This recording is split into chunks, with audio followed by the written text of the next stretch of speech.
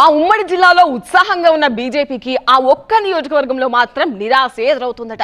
Assembly ఎన్నికల దాకా చాలా పటిష్టంగా కనిపించిన కాషాయ సేన రిజల్ట్ విషయంలో ఉస్సూరం అనిపించింది. ఇప్పుడు సీన్ కాస్త మరింత రివర్స్ లో కనిపిస్తోంది.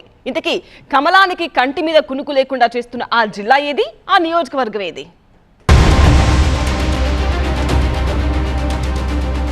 జిల్లా మొత్తంగా జోష్,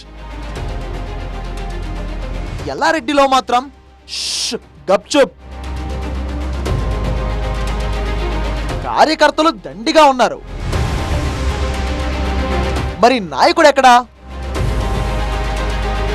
తెలంగాణలో మునుపెన్నడూ లేని జోష్లో ఉన్న కాషాయ సేన అధికారమే లక్ష్యంగా ముందుకు సాగుతూ ప్రతి అంశంలోనూ కదం తొక్కుతోంది.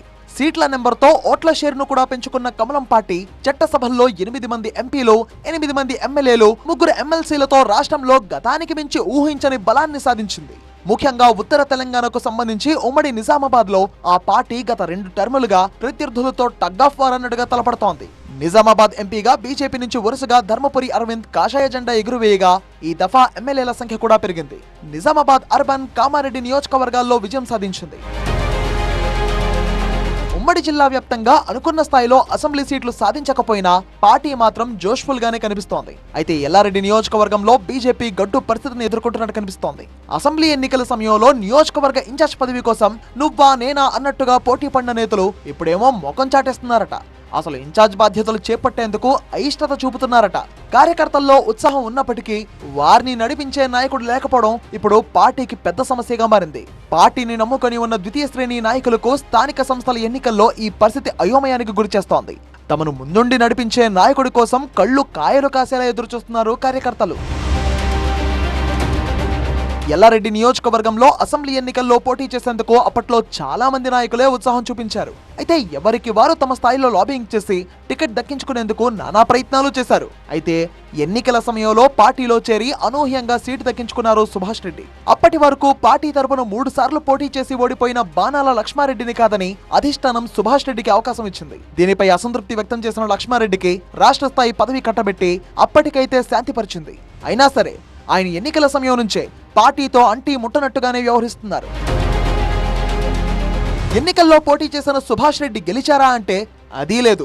మరోసారి కమలానికి ఎల్లారెడ్డిలో నిరాశే ఎదురైంది. దీంతో ఎన్నికల తర్వాత సుభాష్ రెడ్డి సైతం పార్టీకి గుడ్ బై చెప్పేసి కాంగ్రెస్ పార్టీలో చేరిపోయారు. మొత్తానికి పిలిచి టికెట్ ఇచ్చిన వ్యక్తి లేడు. పార్టీనే నమ్ముకుని టికెట్ విషయంలో నారాజైన నాయకుడు బయటకొచ్చే పరిస్థితిలో లేడు.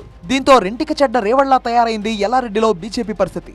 ఎన్నికల్లో తనకు స్థానిక నాయకత్వం సహకరించలేదన్న అసంతృప్తిలో సుభాష్ రెడ్డి గుడ్ బై చెబితే పార్టీని నమ్ముకున్నందుకు తనను పక్కన పెట్టారు అన్న బాధలో లక్ష్మారెడ్డి లైట్ తీసుకున్నారు. దీంతో ఇప్పుడు అసలుకే ఎసరొచ్చినట్టుగా పార్టీని నడిపే నాయకుడు కరువయ్యాడు.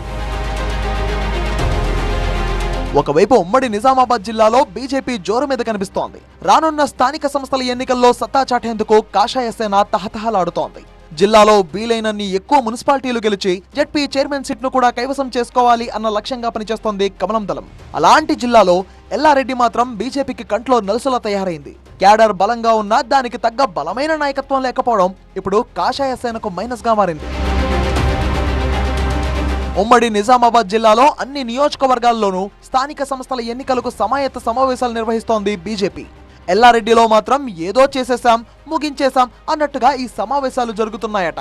పార్టీ నుంచి ఎంపీటీసీ, జెడ్పీటీసీ టికెట్లు ఆశిస్తున్న ద్వితీయ శ్రేణి నాయకులు తమ అభిప్రాయాలు ఎవరితో పంచుకోవాలో తెలియక, తమకు అవకాశం ఇప్పించే నాయకుడెవరో అర్థం కాక ఇలా డైలమాలో పడిపోయారట.